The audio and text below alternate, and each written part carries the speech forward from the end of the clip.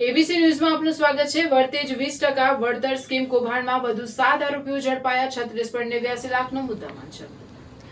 ભાવનગર જિલ્લાના વર્તેજ પોલીસ સ્ટેશનમાં નોંધાયેલા 20% વળતરની લોભામણી રોકાણ સ્કીમના ગુનામાં ભાવનગર લોકલ ક્રાઇમ બ્રાન્ચને વધુ એક મોટી સફળતા મળી છે। પોલીસ દ્વારા વધુ 7 આરોપીઓની ધરપકડ કરવામાં આવી છે અને તેમની પાસેથી સોનાના દાગીના, વાહનો, મોબાઈલ ફોન તેમજ હિસાબી ચોપડાઓ મળી કુલ 36,89,985નો મુદ્દામાલ કબજે કરવામાં આવ્યો છે। પોલીસ તપાસ દરમિયાન સામે આવ્યું છે કે ફરિયાદકા ગામના સંજયભાઈ ધામેચા અને યોગેશભાઈ ધામેચા દ્વારા શેર બજારમાં રોકાણના નામે રોકાણકારોને 20% વળતરની લાલચ આપી નાણાં એકત્ર કરવામાં આવ્યા હતા। આ કૌભાંડમાં ભાગીદાર અને એજન્ટ તરીકે સંકળાયેલા આરોપીઓએ ગેરકાયદેસર રીતે મેળવેલી રકમમાંથી સોના ચાંદીના દાગીના, મોંઘા મોબાઈલ ફોન અને વાહનોની ખરીદી કરી હતી। પોલીસે વિનોદભાઈ ધાંધવ, કુલદીપ ઉર્ફે પવન ધામેચા, કેવલભાઈ ધામેચા, વિજયભાઈ ઉણેચા, જગદીશભાઈ ઉર્ફે પિન્ટુ ઉણેચા, સંજયભાઈ ઉણેચા અને દિલીપભાઈ ઉણેચાની ધરપકડ કરી છે। ધરપકડ કરાયેલા આરોપીઓ પાસેથી અનેક સોનાના દાગીના, 2 Royal Enfield Bullet, Maruti Suzuki Ertiga car, Honda SP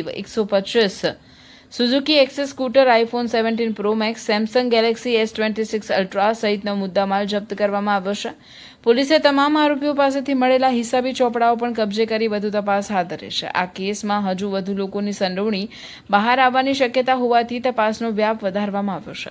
Bhavnagar જિલ્લા પોલીસે જાહેર અપીલ કરી છે કે ફરિયાદકા ગામના સંજયભાઈ ધામેચા અથવા યોગેશભાઈ ધામેચા પાસે રોકાણ કરનાર અને હજુ સુધી પોતાની મૂડી કે પાકતી રકમ પરત ન મેળવનાર કોઈપણ વ્યક્તિએ જરૂરી દસ્તાવેજો અને પુરાવાઓ સાથે ભાવનગર લોકલ ક્રાઇમ બ્રાન્ચ કચેરીનો સંપર્ક કરવો। પોલીસે જણાવ્યું છે કે ભોગ બનનાર રોકાણકારોની ફરિયાદના આધારે વધુ કાયદેસરની કાર્યવાહી હાથ ધરવામાં આવશે।